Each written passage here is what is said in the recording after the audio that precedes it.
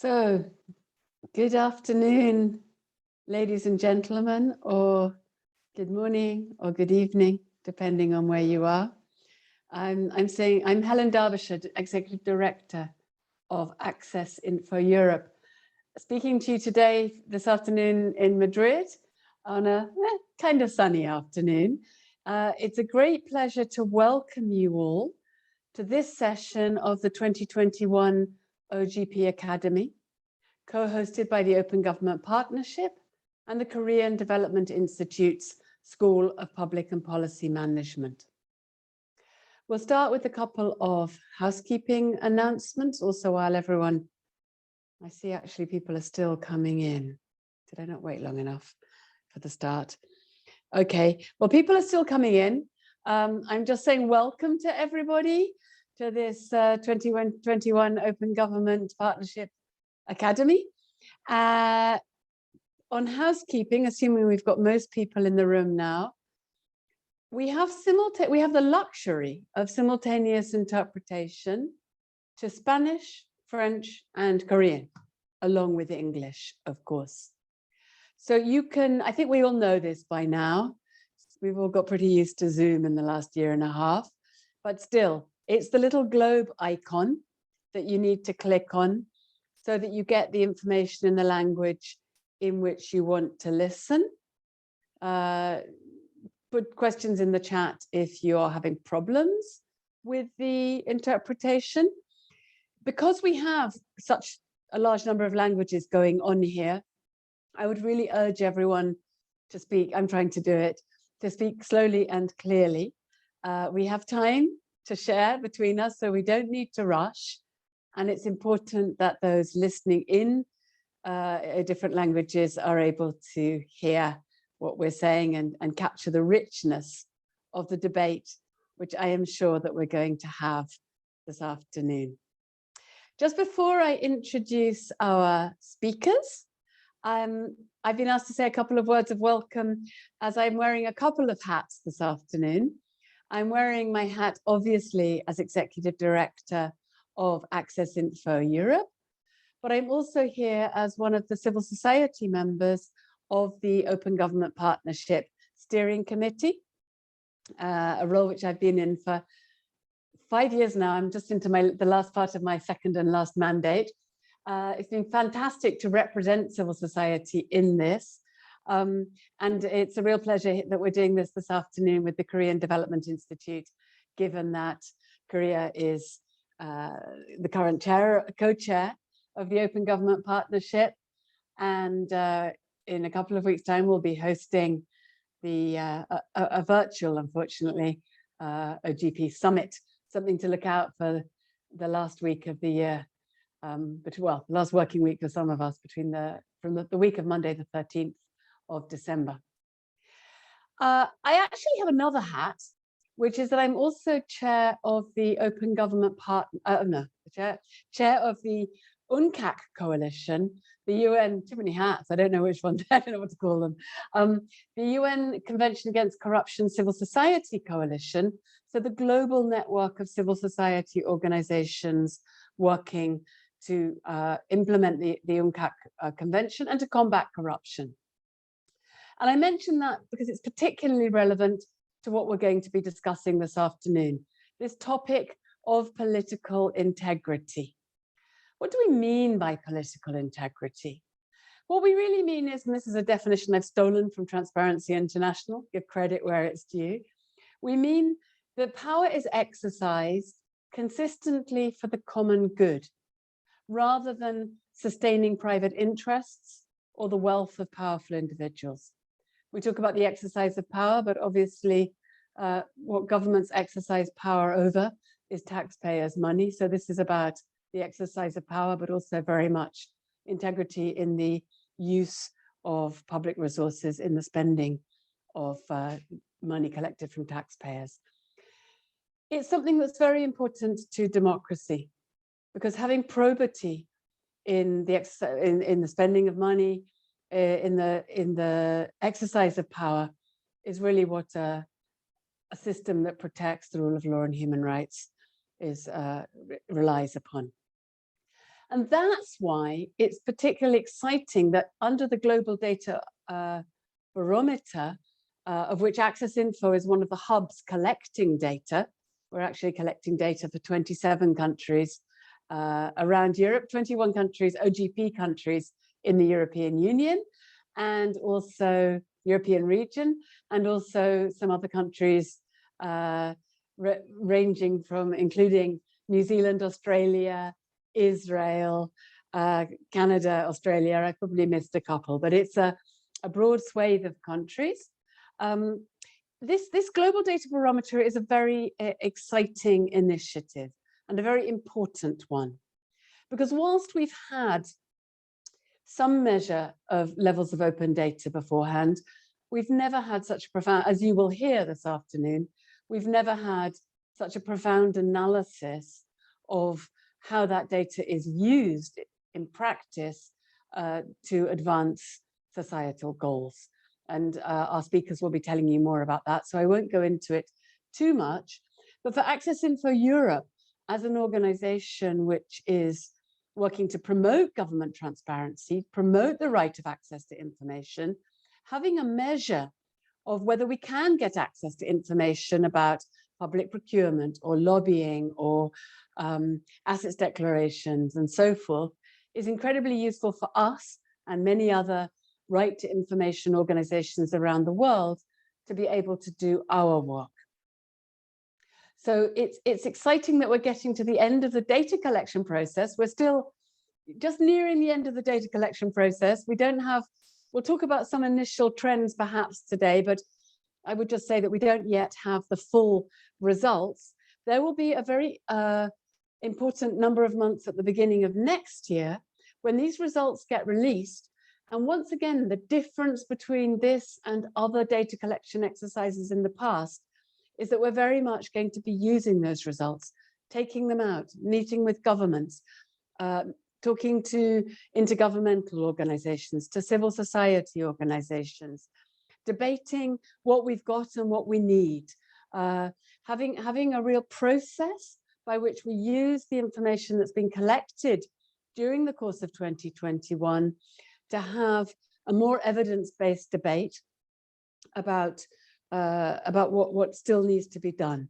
And as I'm sure we'll be hearing from the colleagues from the Open Government Partnership, that evidently feeds into the Open Government Action Plan development processes and helps inform OGP governments and civil society in those countries about how we, what our priorities should be for making future commitments in action plans.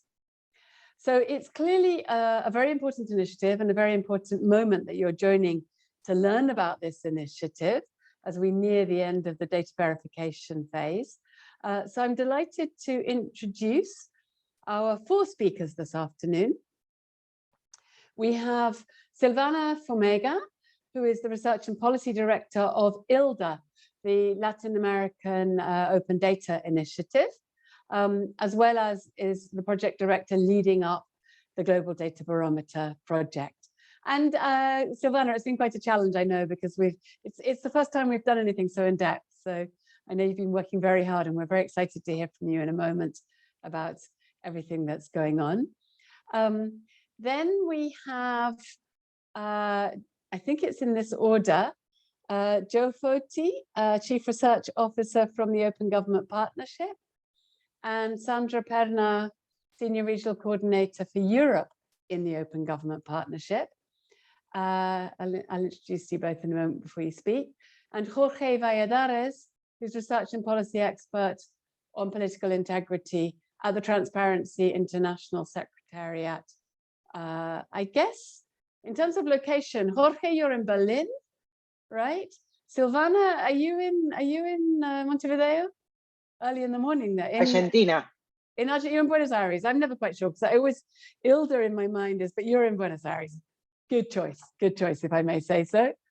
Sandra, you must be in Berlin as well, is that right? Or are you? No, is that Brussels? Brussels, damn, I got it wrong.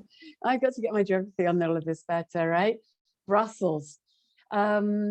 And Joe, I guess you're in Washington, or do you hang out somewhere else? You're in Washington.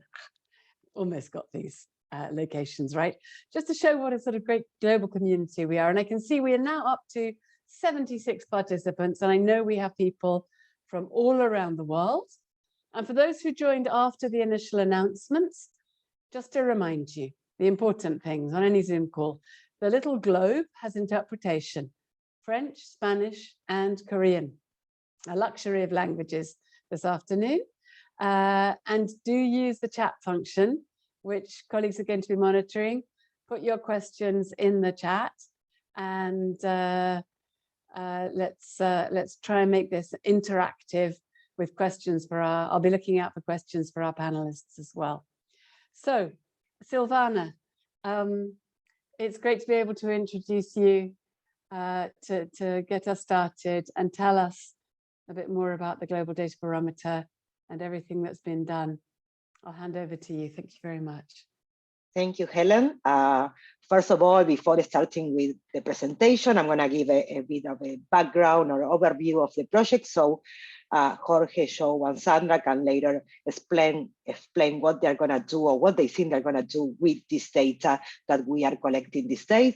But first of all, I have to say that especially the political integrity module is possible because all the people here in this session, I mean, from different roles, from Helen and Marta in Access Info, to Joe and Sandra in OGP, to Jorge in Transparency International, all this data collection and the module itself won't be possible without their support. So basically, I want to acknowledge the work that each of you has been done to make it possible. So I'm gonna share my screen.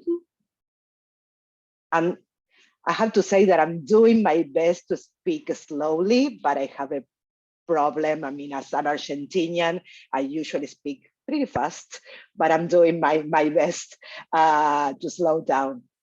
What I'm gonna do in a few minutes is present you with a bit of overview and explanation, what we are doing, why we are doing this, a little bit of background on the module itself, and then I'm gonna let the other rest of the panelists to elaborate a little bit more on the initial ideas that we are having from this data. As Helen mentioned, I have the honor of leading this initiative, the Global Data Barometer. We are currently implementing this pilot edition. I mean, this is the first edition of the Global Data Barometer, and we are doing this with an amazing team of people from all over the world, from Latin America to Europe to Africa. We have people from the core team in different places, and we have also regional hubs in more than 100 countries. And I want to give you a little bit of an explanation about when it all started. Basically, probably some of you may recognize yourself if you are in the audience. So that was one of the last trips that we could take before the pandemic. So in that sense, we were happy and we didn't know about it. Now we can recognize the luxury of traveling everywhere a couple of years back. So basically, after almost a decade since the launch of the Open Data Barometer that many of you might know, this year we are launching the Global Data Barometer Pilot Edition. And why we are doing that? Mainly, basically, because even though public data has been more accessible in the last decade, we don't really know how well it is deployed as a resource for tackling social challenges, enabling collaboration, driving innovation, and improving accountability. And without knowing that without new benchmark, we are losing track of the key data gender-related issues that affect policymaking and innovation. That's basically the explanation on why we this year are launching the Global Data Barometer that aims to better track the extent to which data is governed, shared, and used. Nowadays, I mean, and that's something that we are discussing in many of the events, many of the talks. In this week, we had the Abriatan Datos event, and now we have the OGP Academy, and I'm sure it's going to be the same for the OGP Summit. We are talking about many issues related to data that goes beyond accessibility. For example, we are talking about privacy and care of data, protection of human rights in the development of technological interventions, development of machine learning techniques, digital security, inclusion in the production of data and algorithm, data governance structures. All of these topics can no longer be ignored. And these topics have complicated the initial agenda, whose principal and almost exclusive concern was to increase the accessibility and publication of public data. And this complexity has only been partially reflected in measurements. So that's the basic ideas why we are doing what we are doing with the Global Data Barometer. We have been supported by the International Development Research Center, IDRC, and we also have another organization supporting this initiative, like, for example, the United Nations Population Fund. And also, I mean, we have here other organizations that are supporting particular sectors of this initiative, like, for example, the Open Government Partnership and Transparency International. And I'm going to go into the details of the structure of this Global Data Barometer in a few minutes. I'm having two screens, so sometimes it's difficult to change from one slide to the other. So basically, I mean, what we are doing this day, or what we are doing in comparison to what we had in the Open Data Barometer, is looking not just at open data. I mean, still openness is a big part of the exercise, but we are going beyond openness, and we are looking at this data through semantic lenses. Again, it's difficult to move. So basically, what we are doing, as I mentioned before, is not only to approach these topics with semantic lenses, with trying to find new innovative ways of doing this exercise, covering more than 100 countries, but we are also looking at expert organizations to help us develop the modules and also reviewing the data that we are collecting. So in this sense, the political integrity module, that is the largest one that we have in the Global Data Barometer, was developed in partnership with Open Government Partnership and Transparency International. In the same way, the module for public procurement was developed in partnership with Open Contracting, company information with Open Ownership, public finance with gifts, and also the land module in partnership with Land Portal. The other thing that I was mentioning before, and I think is really important, is that we are collecting this data through different hubs in different regions around the world. More than 100 countries are covered by this initiative, and we have regional hubs, as Helen was mentioning before. Access Info is covering not only countries in Europe, but also New Zealand, Australia, US, Canada, and Israel. So they are covering, they are the largest hub that are covering, and they have like plenty of work. Marta as well, that is here in the audience. I mean, I'm really thankful for the work they are doing, because I know it takes a lot of time to cover all these places. So we are doing that also with other hubs in other regions. So we have people in Asia, in Africa, in Eastern Europe, in the Americas. So we are covering not only all these countries, but we think also that it's important to have this structure for the ownership of the data, because of the knowledge of the context, because of the things that we can do later with this organization. So we are very proud of this network of organizations and researchers that we are building in this pilot edition. One other thing that I want to mention in terms of things that we are trying to do to be more inclusive, not only in terms of the questions and the module and the organizations, that we are going to be publishing the main report in 3 languages, at least in 3 languages, English, French, and Spanish. And we are doing our best to incorporate other languages as well. The other thing that I want to highlight in terms of the team and the structure is that we have a core team that is mostly from the Global South, and so we are proud of that. We are mixing also with people from the Global North, but we want to highlight that are people from Africa, Latin America, and Asia that we are creating this exercise. And basically, I want to let you know where we are right now. As Helen was mentioning, we are in the stage of finishing the data collection and the reviewing of this data. So the things that we are saying today are not final. You need to wait for February 2022 to see all the results and the visual tools and all the surprises that we are preparing for you. So just bear that in mind, that we have general trends and we are seeing some things that we think are really important, in particular regarding political integrity, because as I mentioned before, is the main module. I mean, it's the largest one. So we are in this process right now. And in parallel, we are developing the visual tools and the final report for you to have everything ready in February. The one that I want to mention very briefly, because I think I have to rush a little bit with the time, is the structure. The basic structure of the Global Data Barometer is divided in 4 pillars: governance, capability, availability, and use and impact. As I mentioned before, we are trying to go beyond availability or publication of data to see other things and other elements that could enrich the status of the knowledge that we have in terms of the data in those countries. And all these pillars are fed by indicators coming from 2 core modules that are accessing data governance and capability throughout a particular country, and thematic modules. And in this sense, we are looking at, as I mentioned before, land, political integrity. We are talking about company information. I'm gonna go very quickly through this because maybe we can go later into more detail into each of the pillars, but I don't want to take too much time. Silvana. Yeah, just yes, I'm running. So we have the semantic modules, as I mentioned: land, political integrity, company information, and all these thematic modules. I mean, you can see like briefly there is a complicated structure, but we are gonna be translating all this information in visual tools and reports by February. And we are also pretty confident that many organizations that are working with us are gonna be working with this data to make use of that and to add value to this data that we are collecting these days.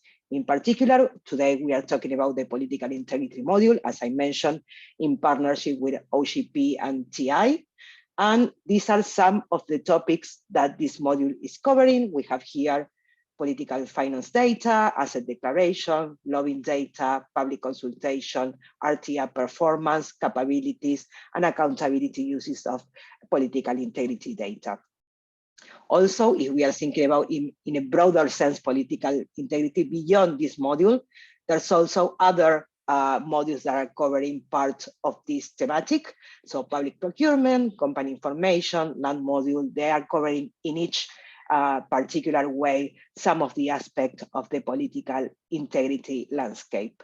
One of the things that I want to share here, just before finishing, is that some of the early things that we are looking at, I mean, again, these are just preliminary ideas, is 2 of the places or the indicators that we are seeing low performance, and that's something that we need to explore and see what is going on there, is with lobbying data and interoperability. Those are 2 key places where no matter the country, I mean, we are talking in a general sense, the performance of indicators are not pretty high, so maybe there's something to explore there in the future. I'm going to leave there all the resources if you want to explore more about the handbook with all the methodological information, the website, our Twitter and LinkedIn accounts if you want to contact us. And basically just let you know that we are launching everything in February 2022. I'm going to stop here because I'm also eager to listen what Jorge, Joe, and Sandra has to say about it. Wonderful. Thank you very much indeed for that very useful overview of the approach and the structure of the Global Data Barometer, so that people listening in can understand how it works and have an idea of the different steps we've been through and what's also going to come at the beginning of next year as well. We'll make sure that all the links which have been shared are available to you. And I would just like to say that if you want to read the full bios of our excellent speakers this afternoon to find out their background and specializations, then you can see it on the Hoover platform, which I believe that all the participants have access to. So you can read everyone's full and extensive bios, and we'll make sure that all the other resources are available there as well. Okay, we are now going to move over to the Open Government Partnership team, which has been very involved in this process. I'm sure that they will tell you a little bit. I was just looking at the names of everyone who's listening in, and I think a lot of you already know what OGP is, so maybe we don't need to explain it, but I'll hand over to Joe Foti, Chief Research Officer at OGP, and Sandra Perna, Senior Regional Coordinator for Europe, who can tell you how the Global Data Barometer fits into OGP's work and why it's important to have all this data about what the actual situation of transparency is for OGP countries, with the particular focus on political integrity. So with that, I think you're going to go in that order, Joe Foti first and then Sandra, but I'll hand over to both of you. Welcome and thanks.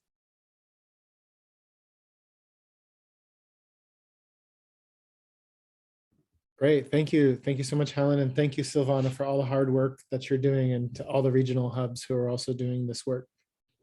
What I want to do for everyone today is just put how the Global Data Barometer is going to play in context with OGP, the opportunities we have, and specifically how to use these, what moments we have to use this data, and what we're hoping, how you can be part of it, especially. So we're at our 10-year anniversary, if you haven't heard, in September. It was the 10th anniversary launch. This year alone, there are 100 action plans due. I don't know if they'll all turn them in on time, but there's at least 50 due next year. But since some will be late, it's probably going to be closer to 100 next year too, which is good because that means that we have time to get some of this information into people's hands. That's the practical opportunity at the domestic level. We have 4,500 commitments, I think, now in OGP, something around that. And we're going to be able to learn from what worked there. And we also know what paths haven't been taken yet. So why is this collaboration so important to us?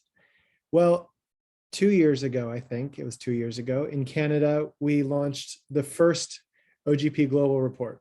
It was called Democracy Beyond the Ballot Box. It was the first time we'd ever synthesized all that action plan data of the thousands of commitments in OGP with real world outside third-party data. And we saw some interesting patterns emerge. For example, not everyone was tackling the issue of civic space. We saw a big gap there. So what we heard were two criticisms. At the risk of overgeneralizing, one was from civil society and one was from government. The criticism from civil society was,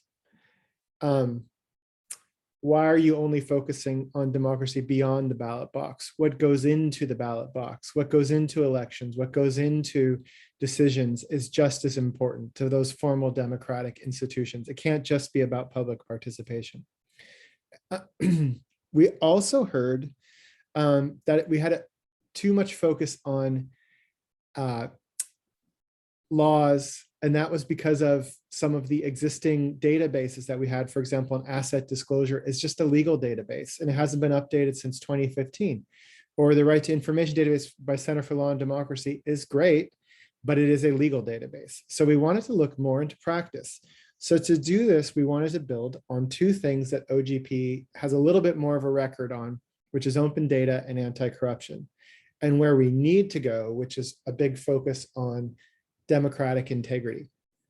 So what does that mean? Practically speaking, is this year, we hope to be able to take the data that is being put out by Global Data Barometer and translate that into a few moments. So we're collaborating with a bunch of partners, and they're not all listed here, but the ones that are in this meeting here, is putting together a big report or a bunch of modules that can be used by civil society and governments to figure out where the various countries are and what can be done. And that's why Sandra's going to talk to you. Again, 50+ action plans. And then as we go into this Korea summit in a couple of weeks, and we have the Summit for Democracy, there's a big strategic focus on improving those basic elements of democracy, not just civic space. So I'm going to show you this. I hope I don't get in trouble, but very unreviewed political data. I want to stress this will change. I can guarantee you of what OGP looks like right now. I just want to show you, the reason I'm showing this to you is I want to show you that why this data is so valuable to us to have these data is we can figure out if in each country in OGP, you can see here, some of them don't have a law at all. For example, in lobbying, most OGP countries still lack a basic lobbying disclosure law. And you can see that there's a policy problem then in a lot of these countries. In other cases, you have an implementation problem. And in other cases, you have usability and linkage problems. And in other cases, a country might be a leader, but they don't know that they're a leader. And so we have being able to diagnose these problems at a much better level is what this is going to allow us to do. So again, you have a policy problem around lobbying in a lot of OGP countries. Whereas with asset disclosure, most of our countries have an asset disclosure law on the books, but over half of them don't have the open data. Again, it's unreviewed, but it's some patterns start to emerge. So this year, I want to get beyond. I like reports because it keeps me employed and everything, but reports are even more important because they can influence these action plans and get concrete policies on the ground. Again, going through these opportunities. But what we want from you, I want to move fast to get to Sandra's point, is we're going to have a series of public consultations about what are some of the best practices and standards that exist. We want to know what are some good case studies that we can pull forward and why are we seeing some of these gaps. So look forward to January and February, a series of public consultations where we want to hear more qualitative and experience-based information from the community. We want to synthesize those, get good, strong, well-designed commitments that are actually implementable in action plans that result in real-world changes over the course of the next year. We have all these co-creation problems. Sorry, I'm going too deep. I'm going to go quickly in the interest of giving Sandra time. And there's 3 moments that I think are really important for us. Is we will have the Summit for Democracy this year and then the Year of Action. And so countries are supposed to take concrete commitments around democracy. Political integrity work will fit there very particularly. And we want to make this report and this series, the Working with Global Data Barometer, a big part of the Summit for Democracy work over the course of the next year. We hope to share some of this around the OGP Summit in the next 2 weeks. And then given that Italy is the incoming co-chair and they're the inventors of the Open Gov Week, we hope that we can profile more of this work and the innovations around political integrity over the course of the next year, which means all of you in the audience organizing events in your respective countries and localities to get this work shared. So with that, I'm going to hand over to my colleague, Sandra Pernar, who has she doesn't just work on reports, she actually gets reforms done first as part of the government of Croatia. And she's going to share with you what I think is an interesting case and a promising case that might serve as inspiration for some OGP countries, because we do want to make this practical. So Sandra, over to you. Thank you, Joe. I agree with you. I think the example I will be speaking about is a good one to show exactly how OGP can coordinate different policies that have an impact on political integrity. So Croatia joined OGP early on in 2011, and through 3 of its action plans has worked on improvements that have made it possible today for citizens, civil society organizations, and journalists to have access to information in relation to political integrity. First, important work was done around improving the access to information. This included many different actions, improving the legislation, introducing the proactive transparency approach, which also meant defining what institutions need to publish proactively, and also included publishing of various registers. Also, the work was done on securing preconditions for the reuse of data, etc. But work was also done on educating public servants and the interested public how to use this data, and each institution appointed a person responsible for access to information. The Information Commissioner's Office cooperated with civil society organizations engaged in Croatian multi-stakeholder forum, so that the website Imamo Pravo Znati, next slide please, Joe. Imamo Pravo Znati would translate as we have the right to know. So this website was developed. Through that website, citizens can submit their requests to any of the public institutions. At the moment, over 6,400 of them are included in the platform.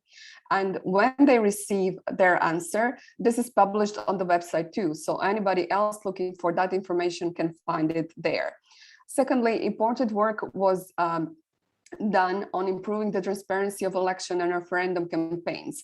This too was done through several years, 3 OGP action plans, and included work on improving the legislation and the way in which the data on election and referendum financing was collected and published.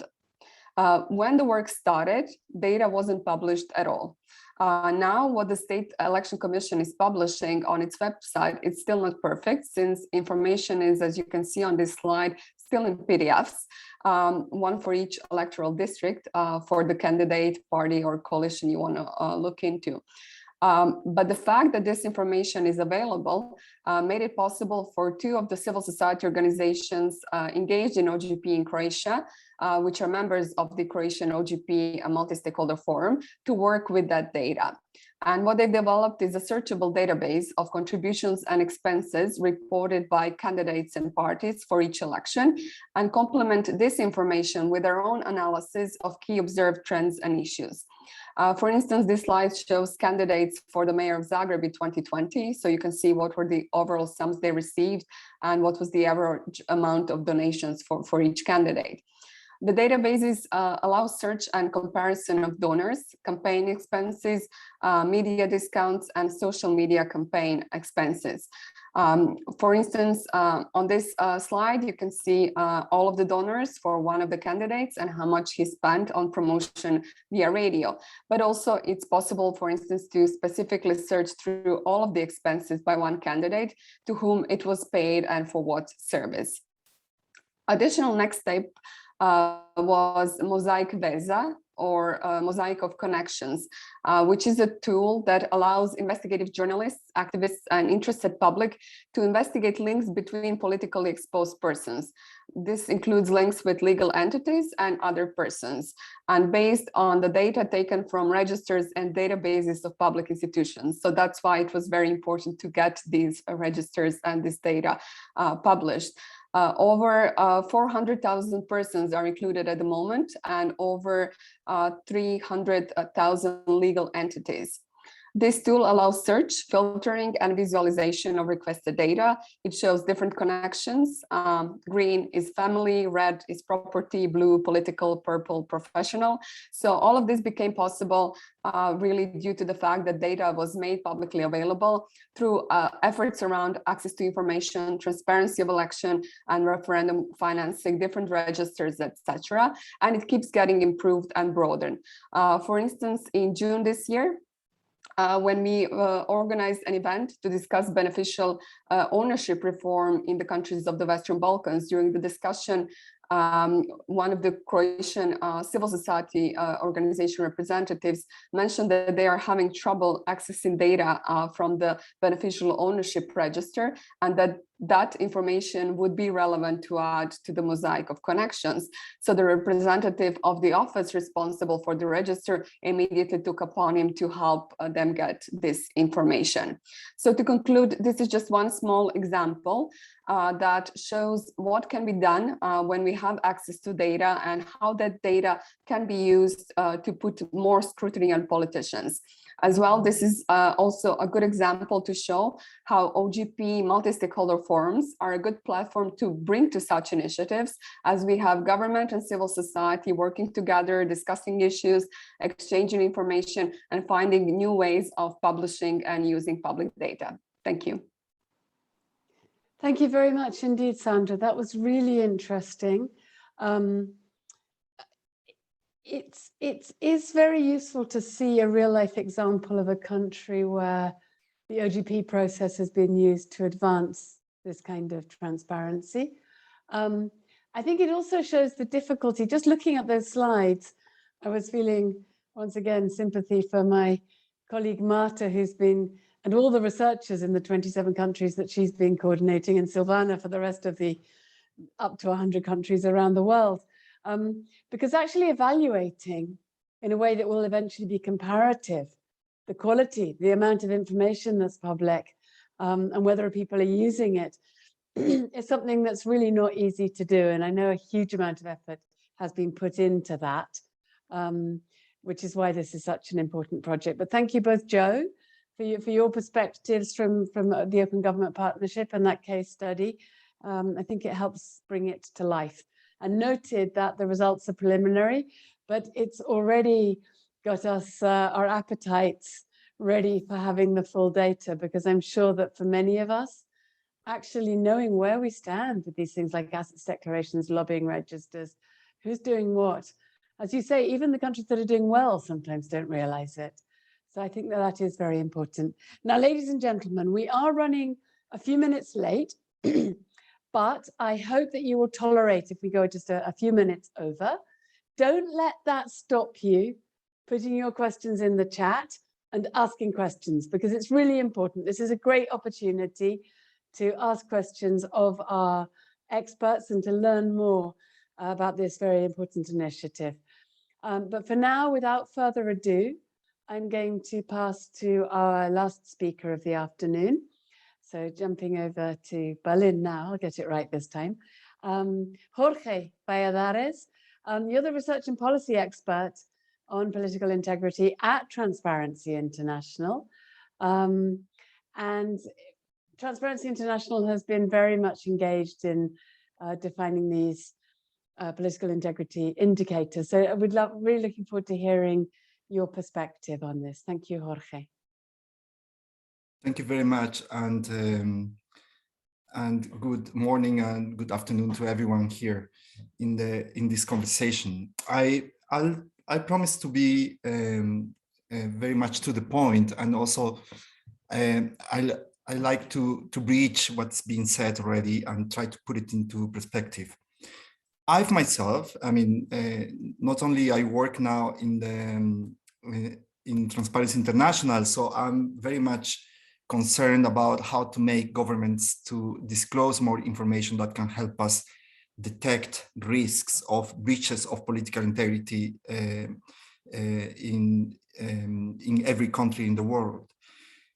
But in the past, I've also been working with electoral authorities, oversight agencies, trying to help them embark on disclosure projects.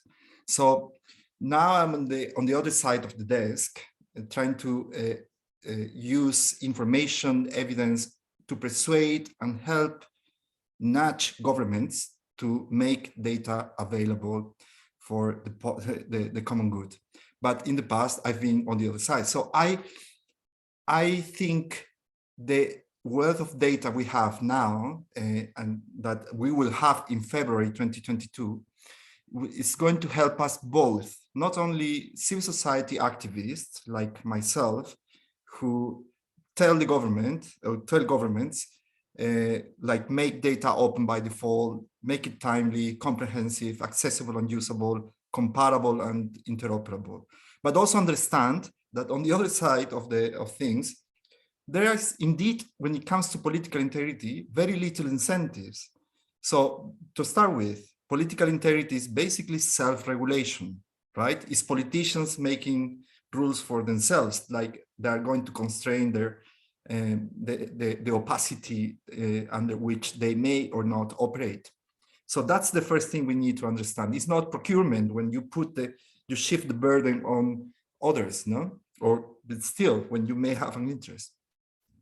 But also, these same politicians or public office political officials have the responsibility to comply with their own rules, and so there is an issue of reporting as well. No, so I think one of the great value of this data is that can help us formulate questions to understand or to try to address these incentives, very little incentives for parties that have responsibility on making information available. So far, I mean,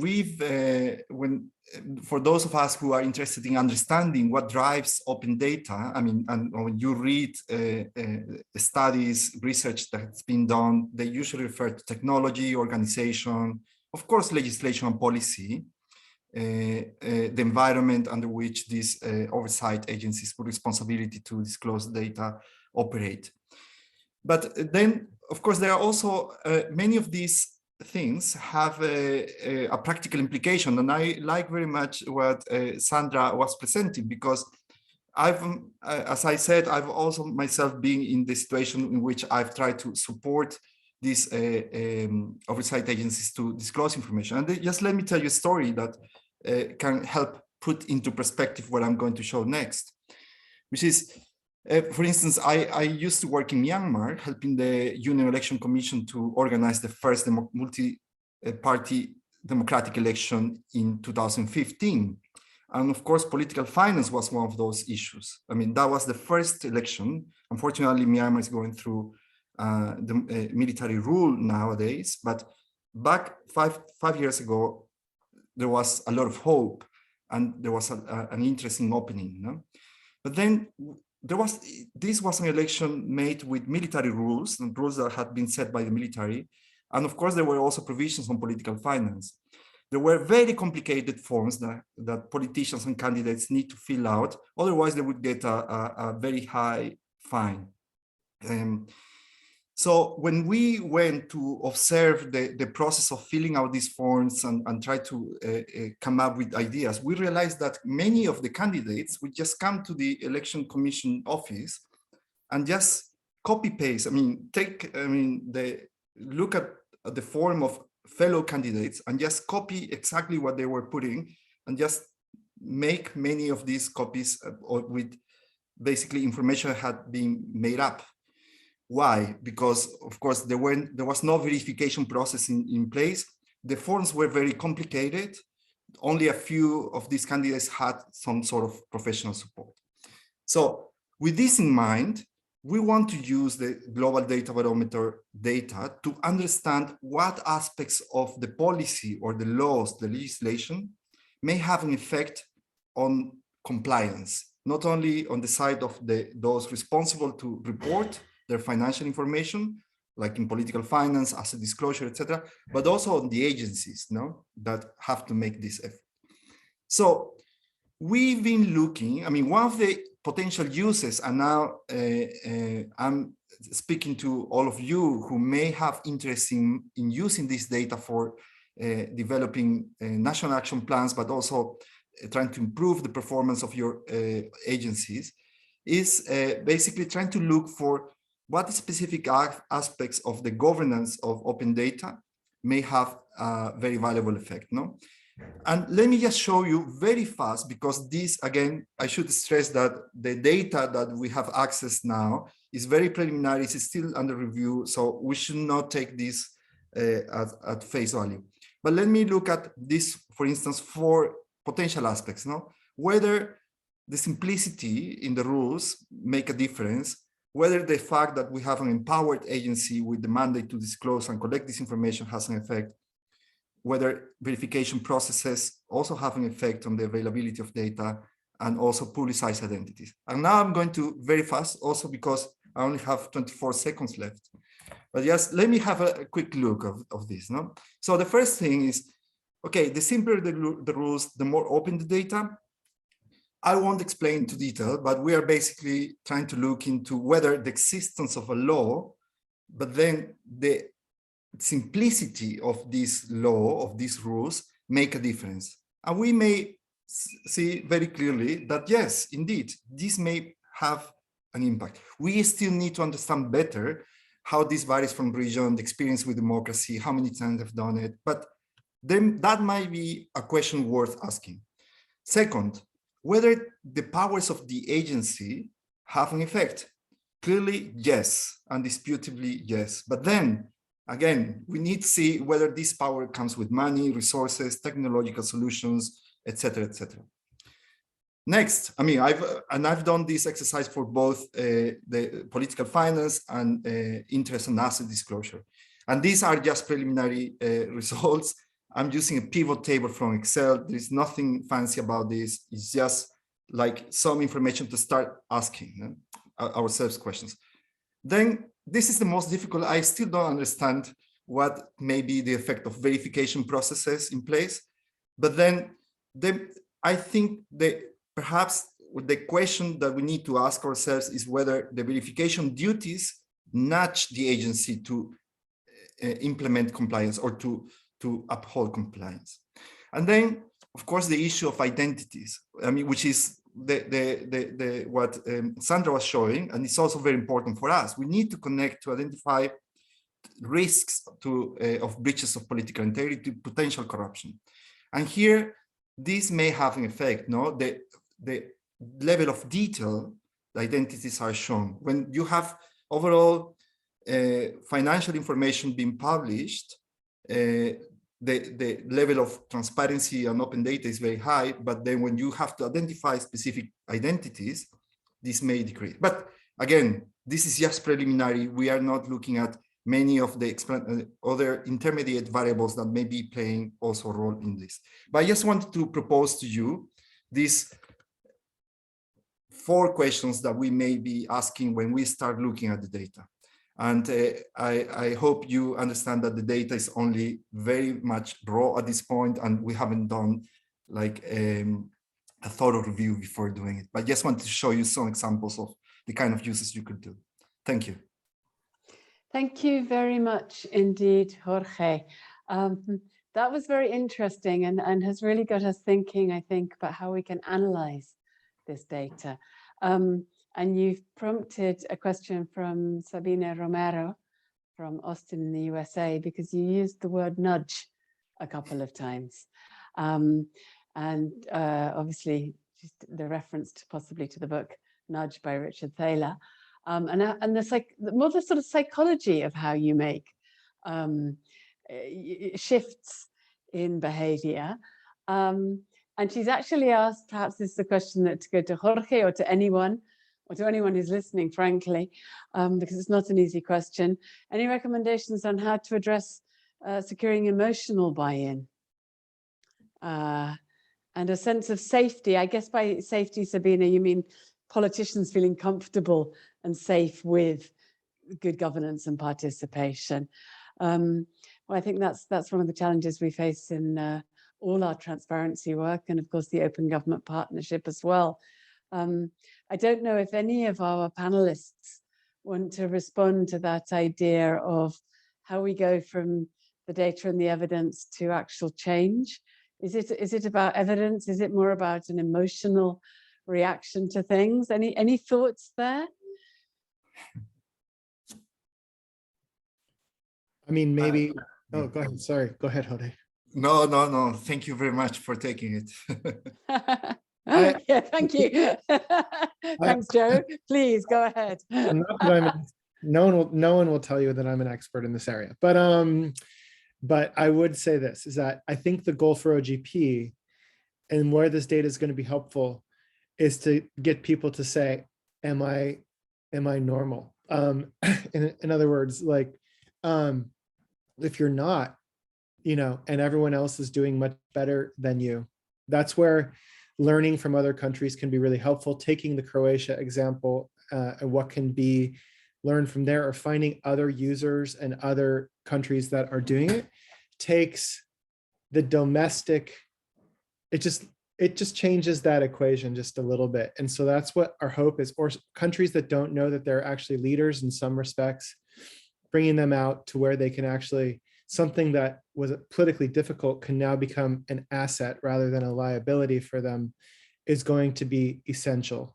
And so that's where I hope this data can get us, because right now we're just operating in the dark, and I imagine most governments are as well, especially non-OECD countries that don't compare themselves.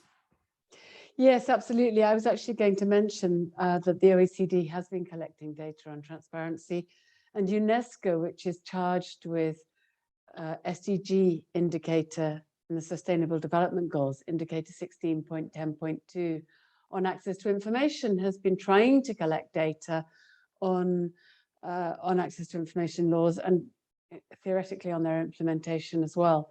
But it's a difficult exercise, and we still really don't have the data that we need. The convincing people that they're normal, that it's not it's something that everyone else is doing. I think that that's good. A bit of the shaming, naming and shaming as well. And I would say another incentive, I'm not sure if it's really an emotional one exactly, but possibly. Another incentive is being able to, and I think this happens in the discussions that we have with governments in OGP and that I often end up this week I've been having with people in the European Union, is that doing transparency is actually in line with their goals. It's not something that is going to, it's just another burden, it's an impediment, it's going to make us less efficient and slow us down. No, it's actually going to make you more efficient, it's going to help you achieve your objectives. And it's some, and possibly also it's something that's going to get you support from the public as well, which is of course what a lot of politicians at the end of the day are thinking about as well. So those are perhaps some incentives. It's interesting, we've heard here that we've moved from just put all the data out there that we had about 10, 12 years ago with the start of the open data movement, the raw data now, to the publish with purpose approach. And I think the challenge is getting a consensus around what are those purposes. If we all agree that we need political integrity, then first of all, knowing where we stand and knowing what we could do is incredibly useful. I'd really, well, maybe some of the other, Silvana, Sandra, Jorge, now that Yes. Joe's gone first, do you want to comment on that? Silvana? Yeah, just a general idea that was coming when I was listening to you and Joe talking about looking at other countries and other people doing some of the things that we should learn from. And one of the things that I want to stress is that there are different contexts, and context matters, especially when we are talking about data infrastructure, resources that they need to do certain things.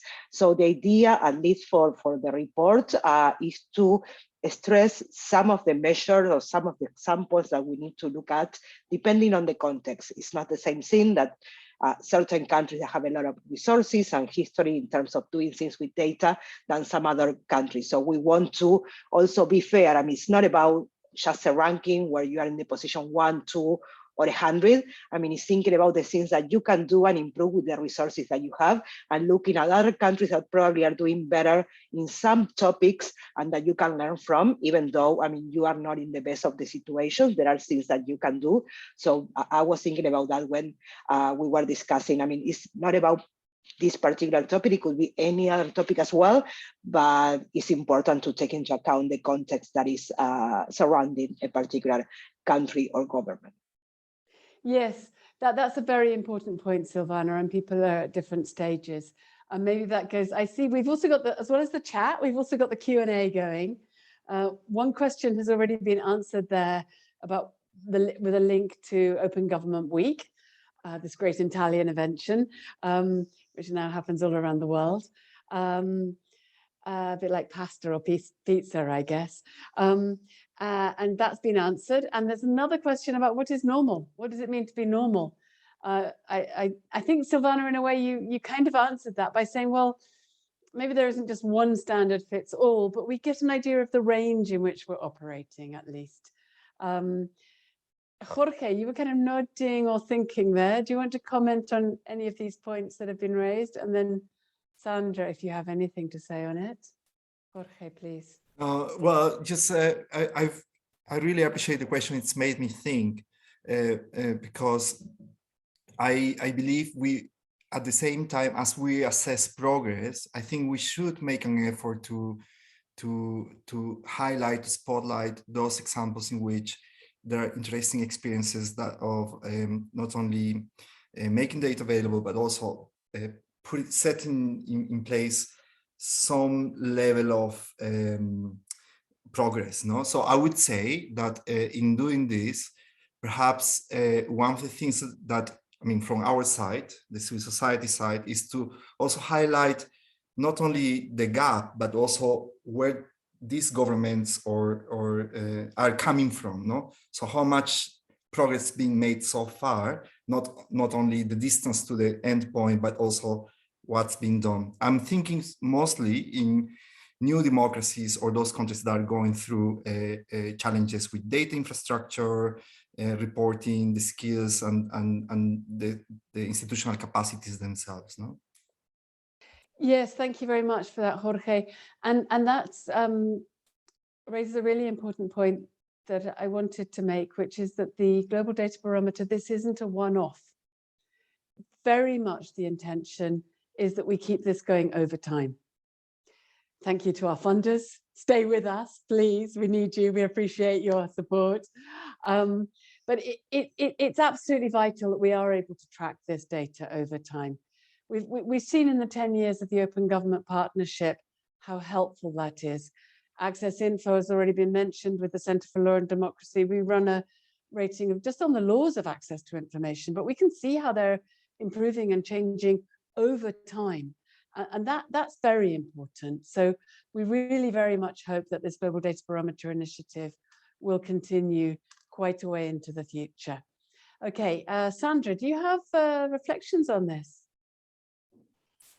Well, it's a difficult question for sure. And as Joe mentioned, I worked previously for the government, and before that I worked in civil society, trying to push for some of these reforms. And I honestly can't say that I have a concrete answer to it. One of the things that I did see that works, and that was kind of mentioned already, is kind of ranking. So people like to compare themselves, how they are doing compared to the others.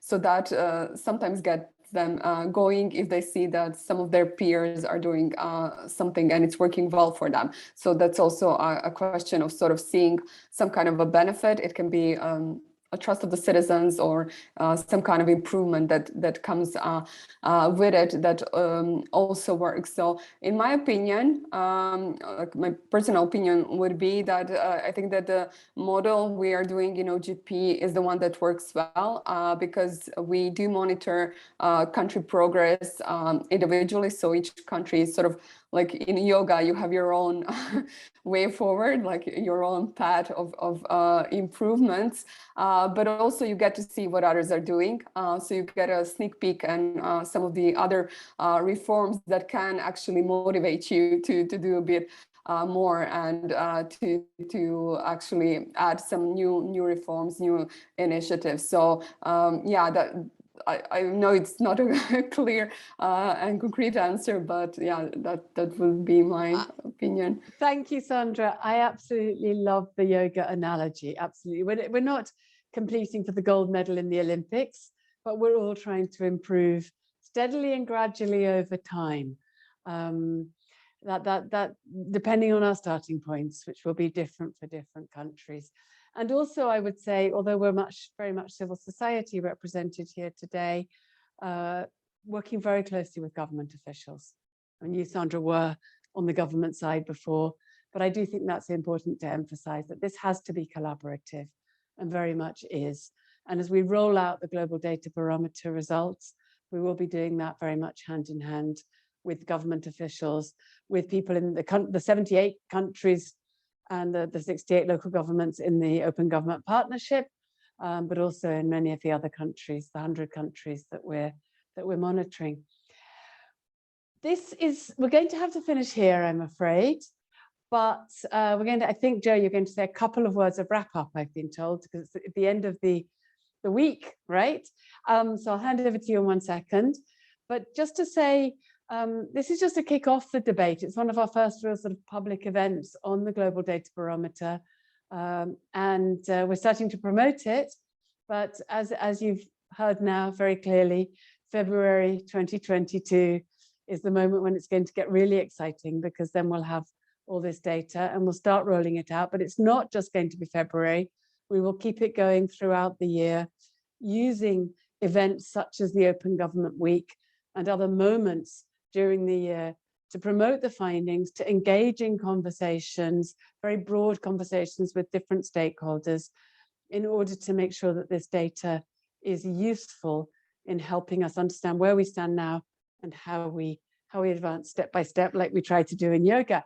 Okay, Fantastic. Thanks so much, Jorge, Silvana, Sandra. Gracias, Hvala. And Joe, over to you. Great. Thank you so much, Helen, and thank you, everyone. I'll just wrap up by just saying thank you to everyone for attending the 2021 OGP Academy, the third one. So the conversation doesn't need to stop here. I just want to highlight some of the things we've learned and thank a few people. So throughout this week, we heard thought-provoking ideas. We heard our keynote speaker, Minister Audrey Tang, talk about radical transparency approaches to government and talk about the Internet of Things instead being the Internet of Beings. I think that's pretty inspirational. We learned what the latest research shows on all kinds of different open government policies, access to justice, effect on equality, new approaches to studying fiscal openness, and why governments adopt grievance redress mechanisms. We heard cases from all around the world. We heard about gender and misogynistic attitudes among Generation Z in Korea. We heard about how Nigeria is improving public procurement and grievance redress. We heard about participatory ombudsmen in Brazil. And so this is the beginning. I want people to make sure you use all of the work that you have here and to continue building on the evidence case studies. And we want to turn all of this week into publication for next year. Some of you will be familiar with OGP's Skeptic's Guide to Open Government, where we turn this evidence into something useful for activists, reformers, politicians. We want you to reach out through the HOVA platform. And we have all of these sessions on YouTube, so you can go back and take detailed notes. Finally, just big thank you to all of our partners, Korean Development Institute, School of Public Policy and Management, Pathfinders, Accountability Research Center, Open Contracting Partnership, International Budget Partnership, Global Initiative for Fiscal Transparency, Global Data Barometer, Transparency International, and others who I am certain I am forgetting, but also to my colleagues, Paulina Ornelas and Chetan Raj, who did a huge amount of work organizing this, as well as Sangwoo Park, who also helped organize this. So thank you to everyone. And we'll see you at the summit in a couple weeks. Thanks very much, Joe. And we should also thank the interpreters. Yes, thank you to all the interpreters, too numerous to name. Yes, but thanks to everyone. It's been a great teamwork. Well done. Thank you.